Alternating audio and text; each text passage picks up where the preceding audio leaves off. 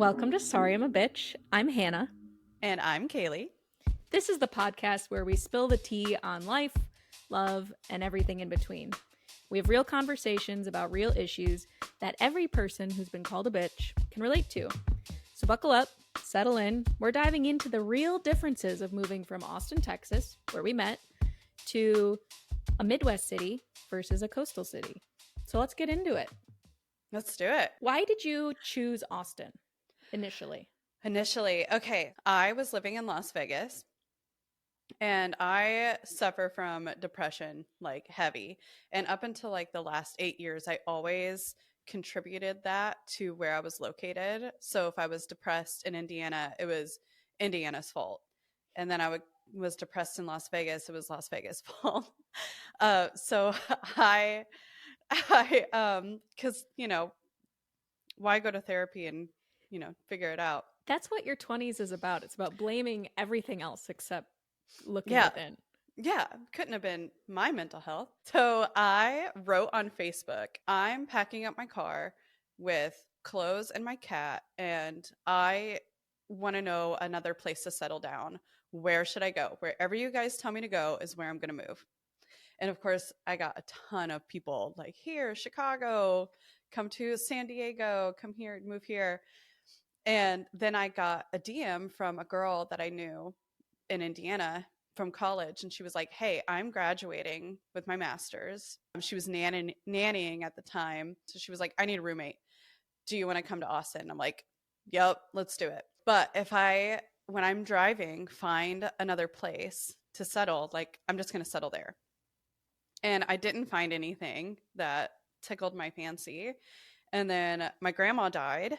So I went to Pennsylvania and I was like, I'm just going to go to Austin. And that's how I landed there. Letting the universe guide you. It's just vibes. Yeah. And Austin is vibes. Yeah, true. 1,000%. And that's why I moved there as well. Vibes. Ready for a change. Struggling with seasonal depression. The Midwest is hard if you have any sort of mental health issues. And I went to Austin for the first time and I was just like, I love this place. It's warm. The music scene is great. The people are cool. I went to South by Southwest in 2017 and then I moved there 2 months later. And then I met you a few days after I moved there. I was in Austin for like 2 years. A year and a half. I wasn't there long, but you were there for how long? I believe it was 8 years. Yeah. You put roots down. Roots. Yeah, we were going to be there forever. What changed your mind? The winter storm of 2021. That's a good reason not to live there. Yeah. Everything was awful. And Austin had changed. I can't even imagine not being a transplant in Austin. When I moved to Austin, it was not expensive to live at all. Girl, when I moved there, it wasn't expensive. I lived in a nice 2-bedroom, and I think it was $1,100 a month. Zach and I's first apartment that we had together was $6 something. Was that at what? Besh. Yeah. Oh, it was like yeah. I was like, yeah. Corazon. But no, I mean, we were on East Riverside back when East Riverside was like so fun. Yeah. It was so cool. It was fun, but it was nice because you could live close to downtown really, really cheaply. Yes. And now East Riverside, Oracle's over there. We kind of knew East Riverside was getting expensive when they built condos right across the street from us, and they were going for $1 million each. And we were like, I know the condos, the ones the brick. Yep, behind Buzzmill. Buzzmill. Yep. Those look so cool, though. I know they do, but we were like, $1 million, damn. Yeah, this area. I know, and now what a steal! They probably sold those. Yeah. So the ice storm. Yep. Anyone who experienced the ice storm of 2021, I hope you're doing okay. Anyone who experienced it while giving birth, I hope you're doing okay. That was insane. I looked at Zach from the hospital bed and I was like, I'm not doing this anymore. We need to live in a place that's equipped. with water dripping from the ceiling, no electricity. For Yeah. anyone who is unaware, Texas is on its own grid, its own power grid. And when the ice storm hit in 2021, basically everyone was using their heat and so much energy to stay warm that Austin had rolling um, Blackouts. blackouts and it failed. And nobody had power, nobody had heat. People were burning furniture to stay warm. If you're from the Midwest or a colder state, you don't know what it's like when it gets cold in a southern state because the cities are just not equipped. They don't have snowplows. They don't have insulated homes in the same way. It was crazy. It was scary. There was Yeah. no gas, there was no Mhm. food, there's no water. Other states can pull from other states too. That's why it's so hard when you're Yes, on your own electrical grid, is because we couldn't like pull power from other places. exactly. So when it's done, it's done.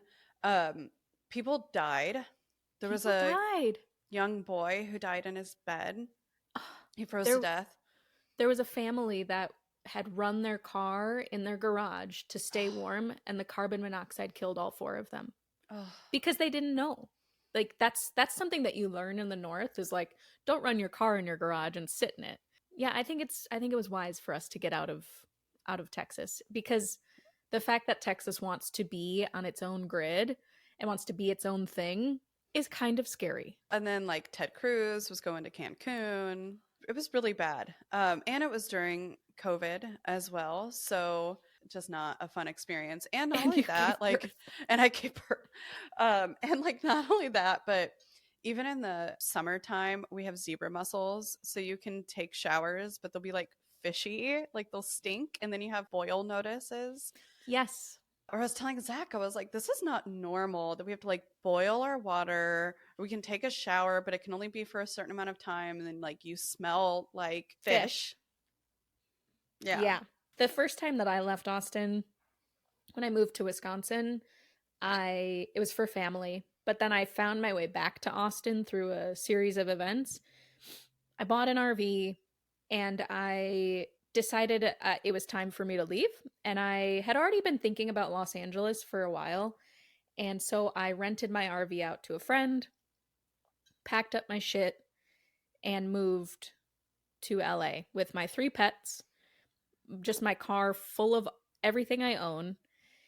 And it was stressful. It was what it was, but I know that you had a very different moving experience when you moved to Indianapolis because you had a newborn. Was Roxy was still with you at that time, right? Yes. Yep. And Roxy.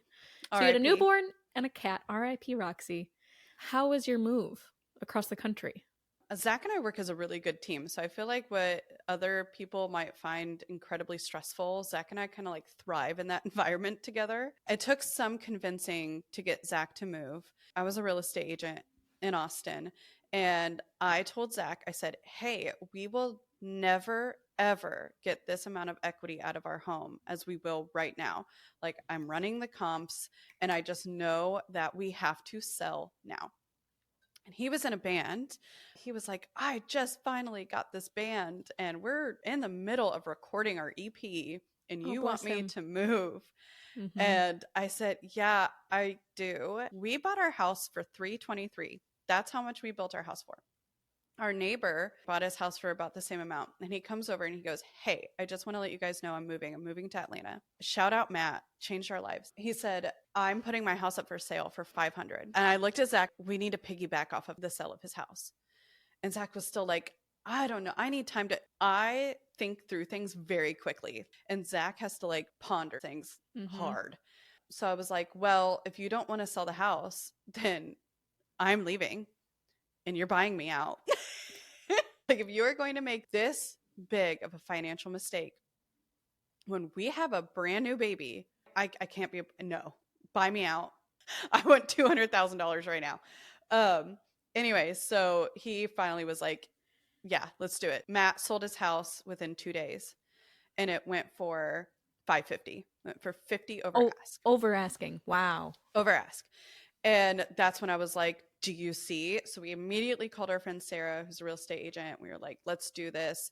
And our house sold in less than 48 hours. We put our house up for 500 and we sold it for 605. We sold it for 105 over ask cash. And to all of our listeners who are like, she's a crazy bitch, I was right, because a year later, less than a year later, the people who bought it from us put it up for sale, could not sell it for an entire year. They finally sold it for 460. And no offense to your first home, it was a beautiful build. The fact that you got it for 605 is bonkers. Bonker. Like, it was a cookie cutter builder grade home. We bought it knowing that we were going to sell it within like 5 years. So we didn't use the fireplace. We painted, everything was alabaster. Like, Mm-hmm. our home, you can attest, always looked like a show home, because it It did, yeah. was. It was meant for equity. It was nothing else. That was not a house that we were going to live in forever. This is the whole point of this house. Why would we not take advantage of it? Thank goodness Zach listened to me. He's a smart Yeah. man. Yeah. And then you bought your current home Mhm. in Indianapolis. What made you choose going back to Indiana? What we did was we packed up the house in a semi and just had it put in a storage unit. And we were going back and forth between Indianapolis and Madison. We weren't sold on either state. We were just going to look at houses in each city and then see what, we could get. Obviously, you can get a much bigger, nicer house in a nicer neighborhood in Indianapolis than you can Madison. Madison was a lot more expensive. And then there are little towns outside of Madison, like Stoughton. There's Stoughton, Oregon, Yeah, Brooklyn, Verona. Is that one? Verona. Yeah. Yeah. So we looked there, and I didn't vibe. I'm kind of a big city person, Yeah. and so is Zach. And then we looked here. The world was our oyster here.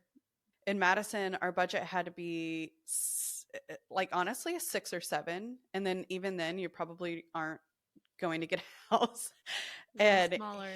yeah, and here our budget could be like 450 for more Mm. house. Yeah, so we bought, our house is 3,700 square feet, and we bought it for 450. And definitely couldn't have done that in Austin. Couldn't have done that No. in Madison. Couldn't have done No. that in Chicago. So I love that, like, the journey that you and Zach went on, because yeah, the difference between your first home and your second home is big. I yeah, love your house. thank you. She's a lot of upkeep. She Yeah, Kaylee's experiencing a winter storm right now, and she sent a video to our little group chat of putting blankets over the windows because it's so fucking cold and old houses are drafty. oh yeah. I Yeah. remember doing that in the house I grew up in. We had big old things of canvas that we would hang by the back door, by the front door, over certain windows, because even with the like plastic heat control wrap that you put over stuff, it was still so drafty. I researched how Balkans keep their house warm, Cool. and they hang like rugs and big heavy blankets on windows. So like that's what we do, because Yeah. we were doing the plastic thing. It's kind It's of a bitch to wasteful. hang, and it's wasteful. Yeah, when like Yeah. we have a ton of blankets. So we were like, no. And it honestly, the Stays warmer. blankets work, but yeah, the blankets work better. I believe it. Why did you choose LA? The job that I had just gotten is based in LA, and even though my work was remote, it just seemed like a good opportunity. I was kind of lost. I had just chopped all my hair off, was going through a breakup, was growing my armpit hair out. I was a very different person. I was like kind of trying to find myself. I did a lot of running away in my car, a lot of like long road trips. I built a bed in my car. Being on the move was safe to me. And Austin, the second time that I went back to Austin, I didn't really intend on being there. I just kind of wound up there because it was a safe place during COVID, during my breakup. I needed to be close to friends. And coming from Albuquerque, Austin was the closest place that I knew. So after a year of being in Austin, I was like, it's time. I got to get out. So I chose LA because of work, because I was like, you know what? It's on the West Coast. I'm going to make more money because my job will bump my pay up a little bit. Not that that matters because state taxes. Um, because it was big, exciting, the coast. I had always thought about California. It just was new. Did my ex live there? Yes. And was he like a small percentage of the reason why I wanted to get out? Yes. And that's a whole other story. But LA has been the best thing that's ever happened to me. I'm glad I did it. I'm glad I actually chose where I wanted to be. I think a lot of people, when moving, they move because of work. They move because of their partner or their partner's job. They move to a place without really considering it for themselves. And it definitely is a privilege that I was able to do that because my job is remote. And I feel like you and Zach were able to do that as well. Because Zach's work is remote, could actually find the place that fits your needs. And that's something that I think America as a whole has a lot to offer. And that's one of the reasons why I do love this country is there's so many different places to live. There's so many different geographies. And LA, I like to be outdoors. I can go to the beach if I want to. I can go into the mountains if I want to, or the desert. This is the only place in the country that you can do that. And that's really special to me. So it's worth the state taxes. It's worth the absolutely insane rent that my boyfriend pays most of. But but it's worth it to me. Absolutely. When you were in your car and you were setting up a tent in your car and you were doing all of that, I was so scared. Like the mom in me was like, I hope you have protection. And you were like, Rose is with me. And I'm like, My dog, my puppy, my your 6 month little old tiny dog. yeah. I was like, whose legs are like 2 inches off the ground? That dog? Yeah, that one. I was so scared for you. I was delusional. Like that was a period of my life I look back on and I'm like, who was I? What was I doing? It takes balls. When we moved to Indianapolis, my mom didn't live in Indianapolis. She lived in a town called Lafayette, which is where Purdue University is, and we didn't love it. Mm. It kind of was like no shade, no shade, but it kind of reminded us of the Valley of Ashes and The Great Gatsby. Just Oh. very industrial. Yeah, just like wasn't our vibe, and we kind of like need to live near an airport. So, yeah, I don't know. We like to travel. After we moved here, my mom moved here. So she lives one street over. When I came to visit in June of last year, I was so blown away by Indianapolis as a whole. It's big. It was vibrant. There's art everywhere. I think the biggest thing for me the first time we went to Mass Ave was how clean it was. It We was were like, beautiful. it's so clean. People keep it so clean. Whereas Austin, like, was not a clean city. Yeah, LA, Ooh. not clean either. No, remember the There's, bridge we'd have to walk under? Like, we were, my apartment, we'd go downtown and you'd have to hold your breath. yeah, stinky. Stinky, like trash would be overflowing. Yeah. So, There's, yeah. well, yeah, and there's a lot of, I don't know what the homeless population numbers are like in Indy, but where there is homelessness and a lack of housing and a lack of resources, tends to Mm-hmm. be a lot of garbage and stinky stuff. I wish we lived in a country that actually provided resources for the people who most need it. And we just don't. Yeah. It's not Well, up to me to give money to someone. I yeah. do here and there, but like, I gotta pay my bills. I gotta Yeah. do what I gotta do. If the majority of America would realize that they are closer to being that person on the street than they are A being a billionaire. billionaire, then shit would change. People would vote like that. Like they would vote people in who gave a shit, and people who gave a shit would actually run to change things. But like, um, yeah, I don't know. Until that happens, until people realize that you're not the next billionaire. Trust me, you're closer Yeah. to being a homeless person. Well, and that's the thing that I noticed about Indianapolis too is that it's so clean. Mhm. Um, yeah, And diverse. and diverse. And It's diverse. Yeah, that was one thing that we noted. Like Austin, Austin's not the most diverse city. Madison wasn't very diverse when we went. oh god. Yeah. So, yeah. So, Indianapolis, when we came, we were like, oh my gosh, this is so, what a melting pot this is. Yeah. Yeah. Same with LA. It's funny, the cities in America that in my head have like kind of like a little bit harder of a shell, like Indy, Los Angeles, New York, New Orleans, they are more diverse and they Hmm. just have so much more character and culture. And outside of the positives and the beautiful things that you love, what are the struggles that you had to face when moving for both like just being in a new city, yourself? How did being in Indianapolis shape the struggles and help you get through it, I guess? How honest do I want to be? I had lived in Las Vegas for almost 5 years before I lived in Austin. So I moved very, very young. I hadn't been around my family unless it was like a holiday or my mom coming to visit me. So I would hear about family dramas and I'd be like, sucks for you guys. Glad I'm not there because I wasn't a part of it. And then when I moved here, we drove with Lydia, who was 3 months old at the time. Not even 3 months old at the time. It took us like 2 days to get here. And the first day we went to go see my grandma, first time meeting Lydia. And a sibling of mine, like she didn't let me have that moment. She drove there and made sure she was there, kind of took over, and then came back to my mom's house. We were so exhausted.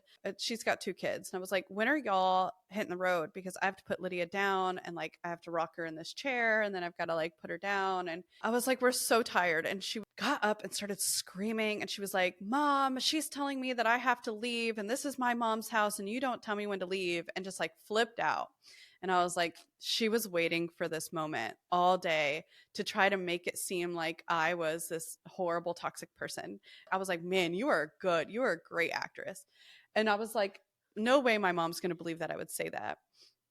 So she like storms out. She's screaming at my mom. She's screaming at her kid. She takes her kid. She throws them in the car. They don't even have shoes on.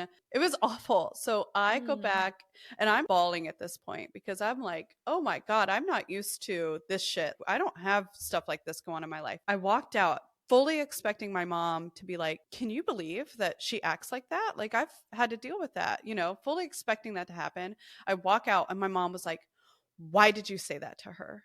I was like, Mom, come on. I didn't tell her she had to leave here. But also, I'm tired. Read This the is a little room. ridiculous. Read the room. Read the room. I will not walk on eggshells for somebody who has a mental illness but refuses to do anything about it. I'm not doing that. I'm not walking on eggshells. Hell no. We had not been in Indiana for 24 hours. We packed everything up, packed Lydia up, and went to Wisconsin that night. I didn't even spend 24 hours in Indiana. And then you went to Wisconsin, you were like, this also is not it. Yeah, so we went to Wisconsin and I had horrible postpartum depression. It was an anxiety. It was, oh my God. I'm in this house that's not mine with a newborn baby and no car, suffering with depression by myself. Zach comes home from work. He finds me. I'm in a closet and I'm crying. And Lydia is just in her bed crying. And we're both just crying. And he was like, nope, I'm going to take you out tonight. We'll put Lydia down for bed. And then you and I are going to go out and we're going to get beer and we're going to get food and just be you and I. And I was like, Yeah. okay, that sounds Be great. humans. Yeah. So he told his parents, he was like, hey, we're going to go out. We'll put Lydia down to bed first. And they were like, well, this is very inconvenient for us. We've worked all day. Zach was like, well, Lydia will be asleep. And they were like, nope, we are only available on Saturdays. And like, you guys need to give us a heads up. So Zach was like, oh, I'm not asking you. I'm taking my wife out. So we left and Zach was like, not here. We would have had a bigger village in Austin. I have so many friends in Austin. You think Kayla would have let me suffer from postpartum depression No, by myself? no. The biggest thing also to take into consideration, on top of just having a baby, having postpartum depression, I don't know who told me this, but moving is the second most stressful thing a person can go through underneath grief. Oh, wow. Yeah, because of all of the change, packing, the financial aspect of it, Hmm. uprooting your life. It's so much stress. I'm amazed that you were able to move and find your house, do all of it with a newborn and come out on the other side. Like, my goodness, girl. Zach being like, hey, the whole reason why we moved is for a village. If we don't have it here, we either need to go where we have it, you need to make amends with your mom, or we go somewhere else. We don't have to live in one of these two cities. Like, we I love can Zach. go anywhere. And that is why we made it out on the other side. Because if that conversation had been less self aware, I don't think we would have made it. I really don't. Yeah, and Zach being the advocate for you, for Lydia, for himself, for your little unit. Oh, I love that. So I did. I made amends with my mom, which was very hard because she's very stubborn, very stubborn. Go, mom. And we had a conversation, and I was just like, listen, like, I know that this is how you've lived with no boundaries, but I have boundaries. And if my siblings do something that I don't like and I don't want to be a part of, they're no longer in my life. And don't expect me to break my boundaries. I'm not doing that. Good for you. Yeah. That's it's so hard to Yeah. do, but necessary.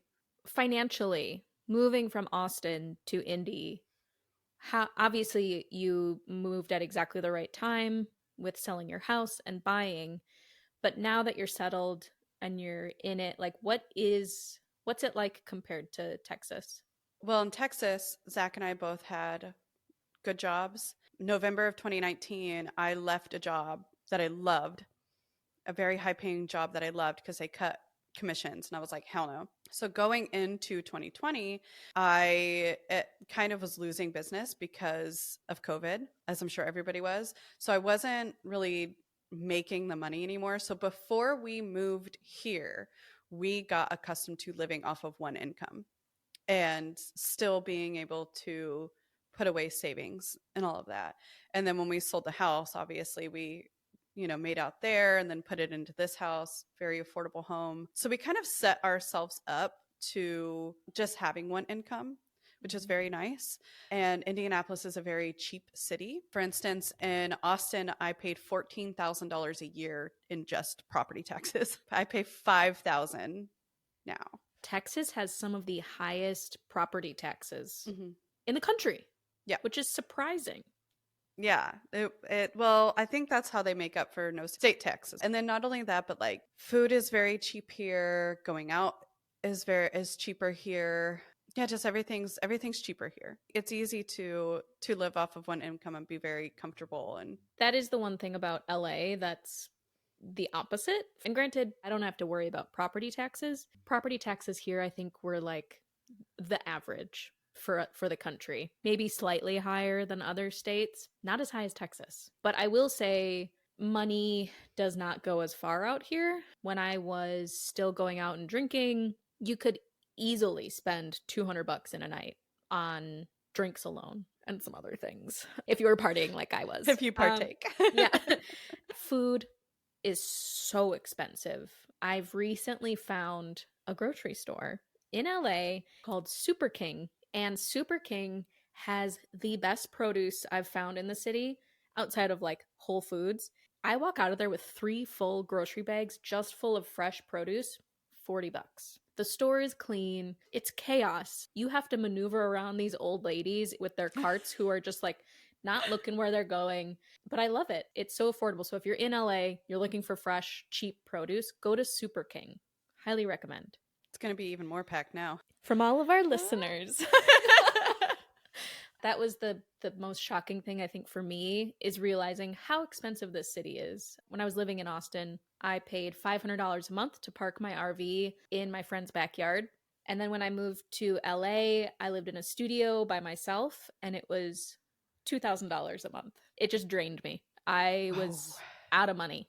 By the end of that year, I had to live with a roommate who was absolutely amazing. She was clean, she's fun, but I didn't expect that for myself, being 33 and living with a roommate. I had many moments of crisis where I was like, do I move home? I was thinking about moving back to Wisconsin, and I made the choice to stay in LA. And a couple months after that, I met Steve. A year and a half after that, we moved into a house in the valley. And I will say the valley is much more affordable than living in the city. We have a 3-bed, 3-bath. We pay $4,000 a month, which is a lot of money. But to be in LA, I love this place. Jesus.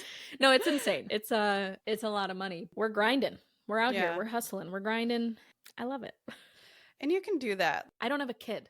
You're dinks. We are the ultimate dinks. Real quick, I do want to say I love living in Indianapolis. We did not move here thinking we were going to love Indianapolis at all. I think big things that contribute to that is our neighborhood is amazing. Our neighbors, it's like a little family. I literally celebrated Thanksgiving and Christmas with neighbors this year. They're the best. But the one thing that we struggle with the most is the politics. Indianapolis is a little blue dot. My mom and I went to the Covered Bridge Festival and we were so excited for it. And it was a Trump rally, Trump signs, and every single vendor had a big Trump flag or a Trump blow up doll that they fuck. Like, I don't know. That sounds like a good time. I was like, oh, I felt so uncomfortable.